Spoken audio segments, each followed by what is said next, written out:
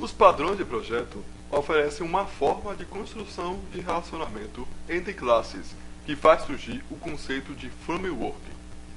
Framework: a estrutura de trabalho usada para aperfeiçoar a produção e suprir a demanda crescente do software. É uma técnica aplicada do projeto ao desenvolvimento, da reutilização da linha de código à análise de projeto. Ou seja, é passivo de reutilização e adaptação. Framework é um padrão arquitetural que provê um template extensível para aplicações dentro de um certo domínio e de forma mais ampla. Um framework possui um conjunto de padrões de projeto. Comumente, vai além do que está contido no livro da Goff. Geralmente, um framework chama os métodos que o programador elaborou, e não vice-versa. Exemplo: um framework para aplicação web, Struts, chama o método execute, definido pelo desenvolvedor. Um exemplo de implementação do padrão command. Um framework deve ser modular, reutilizável, extensível. Os frameworks são classificados em frameworks de sistema de infraestrutura, os frameworks de integração de middleware, os frameworks de aplicação empresarial. Eu não estou bem certo disso. Como posso saber se isso já deu certo em outros lugares? A empresa não vai querer perder para a concorrência. Eu tenho aqui um depoimento de um arquiteto de software que trabalha em outra empresa. Ele compartilhou um pouco de sua experiência. Ouça um pouquinho aqui. Você poderia falar um pouco da sua empresa, de você, do seu cargo aqui, das suas funções? Bom, meu nome é Tiago, eu trabalho na Tiago Cajaíba, eu trabalho no Instituto Recôncavo de Tecnologia. É uma empresa voltada à inovação, é um instituto sem fins lucrativos, não é uma empresa que visa lançar um produto em mercado. Na verdade, a nossa função aqui é desenvolver coisas que, por exemplo, o mercado nunca viu. Hoje a gente trabalha com alguns clientes como Samsung, SMS, o Grupo Positivo e outras empresas do estado de São Paulo. E minha função aqui é arquiteto de sistemas. Eu já estou aqui há 5 anos e basicamente minha função é resolver problemas. Qual o impacto da reusabilidade na sua empresa? Olha, qual o impacto que eu gostaria? Qual o impacto que realmente tem? Porque nós trabalhamos com múltiplos clientes e cada cliente tem um contrato de confidencialidade. Olha a dificuldade. Então, eu posso falar do meu projeto, que não é pequeno. Meu cliente é Samsung e nesse caso existem vários projetos. Então, a reusabilidade dentro do projeto é grande, mas na empresa não é tão grande. O que acontece muito é quando a gente, por exemplo, tirando Android, no caso, com meus projetos que eu trabalhei, a gente passar por alguns, como é Java, passar por algumas experiências e sair conversando com outras equipes para verificar como é que eles resolveram aquele problema, montando uma pequena base de conhecimento. A partir daí, a gente gera um código. Eu não gosto de chamar de API nesse caso, né? Mas nem de framework. Não chega no nível de framework, mas que é meio comum. E aí a gente gerou um jar, tá? Com várias classes extremamente comuns a vários projetos. A gente utiliza até para Android, porque tem classe de tratamento de data, classe de tratamento, leitura de arquivo, passe de XML e assim sucessivamente. Então, todo mundo consegue utilizar. O legal é que quando um acha um erro, corrige e aí disponibiliza para os outros.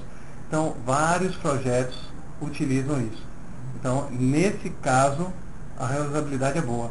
No caso do projeto Android, depois, inicialmente não tinha reutilização nenhuma, era um terror.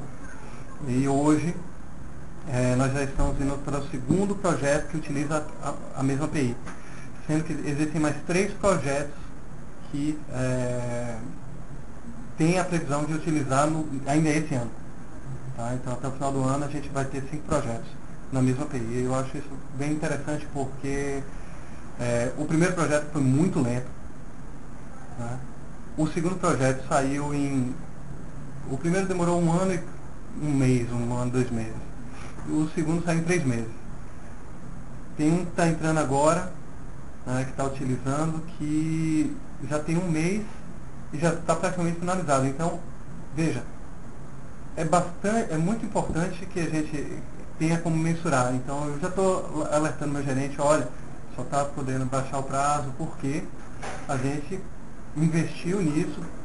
Porque há um gasto de tempo, há um gasto de dinheiro, né? Então, eu prefiro chamar de investimento, mas é um gasto. E é um desgaste, porque a equipe não quer usar. Então, precisa ter alguém que compre a ideia e fala, não, eu assumo a responsabilidade disso dar certo ou errado. E hoje em dia isso não é muito fácil de encontrar, né? Mas eu acho que é o papel também do arquiteto, né? Se der certo, bem, se não der certo, também faz parte. Mas a sua empresa não veio muito bem dessa forma. Qual foi... Você sofre alguma resistência para a utilização de resolvibilidade? Sim, claro. O estagiário é um bicho muito bom, né? Precisa ser educado, né? Ainda bem que quando você chega no nível, você manda, né? E no nível que você manda, a resistência é menor, mas ainda existe. Agora, falando sério, é um problema grave que nós temos. A reusabilidade é bonita, em teoria. Na prática, exige uma mudança de comportamento da pessoa, né? Antigamente, as pessoas eram muito mais curiosas do que são hoje. Por quê? Porque não tinha nada pronto. Certo? Hoje em dia tem um bilhão de frameworks de tudo quanto é tipo aí, você pode achar no mercado. Então, o pessoal meio... pra que eu vou fazer? Então, aí já começa os problemas de usabilidade, né? Eu quero um framework. Só que, às vezes, você não precisa de um canhão para matar uma formiga. Às vezes, um pequeno código ou um pequeno conjunto de classes resolve todo o seu problema. Tá? Então, não é questão de querer reinventar a roda, é saber em que momento você deve reutilizar uma coisa que foi feita pelos outros ou reutilizar um código que é seu. E o programador adora fazer o seu próprio código, porque o código dele é sempre o melhor que existe. Né? Então, quando eu falo, olha, use isso aqui, o principal problema é o seguinte, eu dou uma função que já faz chover para a pessoa, faz tudo que ele quer, só que ele não lê a documentação. Ele não pergunta, porque o programador não gosta de perguntar. E aí ele cria, porque eu não achei, eu fiz a minha. Aí começa a fazer o quê? Duplicação de novo de código, que é exatamente o que eu queria matar no início do processo. Então, esse é um tipo de resistência. Outro tipo de resistência chato é o nível de maturidade que você quer para o seu código. Quando você vai começar a identificar os problemas que você tem e as soluções genéricas para eles, você tem um tempo de maturação daquilo. A equipe está aprendendo, às vezes a equipe zerou e aí chega todo mundo novo e você tem que treinar aquilo. Então, a diretoria, a gerência, ele quer para ontem, só que às vezes você precisa ter um tempo para treinar aquele pessoal e etc. Então, existe, é o que eu falei, alguém precisa comprar a ideia. E aí você vai ter que trabalhar com os dois lados. Com aquele que não quer usar, e você vai ter que descobrir por que ele não quer usar, porque às vezes o motivo dele não querer usar é um bom motivo para você mudar o seu código.